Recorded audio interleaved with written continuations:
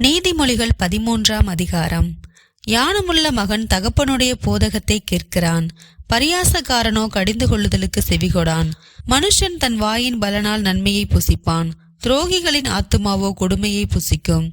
தன் வாயை காக்கிறவன் தன் பிராணனை காக்கிறான், தன் உதடுகளை விரிவாய் திறக்கிறவனோ கலக்கமடைவான். சோம்பேறியினுடைய ஆத்துமா விரும்பியும் ஒன்றும் பெறாது, ஜாக்கிரதை உள்ளவனுடைய ஆத்துமாவோ புஷ்டியாகும். நீதிமான் பொய்ப்பேச்சை வெறுக்கிறான், துன்மார்க்கனோ வெட்கமும் லட்சையும் உண்டாக்குகிறான். நீதி உத்தம மார்க்கத்தானே தற்காக்கும், துன்மார்க்கமோ பாவியை கவிழ்த்து போடும். ஒன்றுமில்லாதிருக்க தன்னை செல்வனாய் பாராட்டுகிறவனும் உண்டு, மிகுந்த செல்வம் இருந்தும் தன்னை தரித்திரராய் பாராட்டுகிறவனும் உண்டு. மனுஷனுடைய ஐஸ்வர்யம் அவன் பிராணனை மீட்கும், தரித்திரனோ மிரட்டுதலை கேளாதிருக்கிறான்.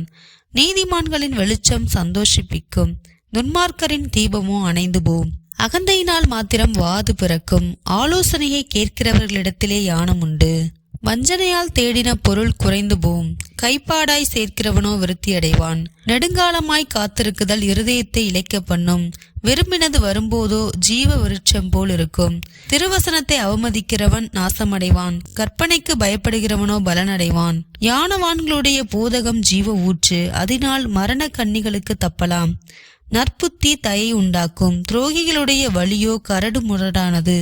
விவேகியானவன் அறிவோடு நடந்து கொள்கிறான், மூடனோ தன் மூடத்தனத்தை வெளிப்படுத்துகிறான்.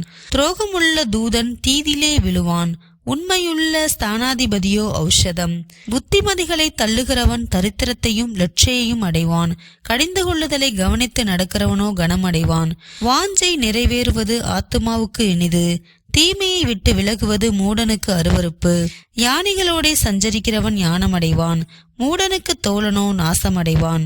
பாவிகளை தீவினை தொடரும், நீதிமானுக்கோ நன்மை பலனாக வரும். நல்லவன் தன் பிள்ளைகளின் பிள்ளைகளுக்கு சுதந்திரம் வைத்து போகிறான், பாவியின் ஆஸ்தியோ நீதிமானுக்காக சேர்த்து வைக்கப்படும். ஏழைகளின் வயல் மிகுதியான ஆகாரத்தை விளைவிக்கும், நியாயம் கிடைக்காமல் கெட்டு போகிறவர்களும் உண்டு. பெரும்பை கையாடாதவன் தன் மகனை பகைக்கிறான், அவன் மேல் அன்பாய் இருக்கிறவனோ அவனை ஏற்கனவே தண்டிக்கிறான்.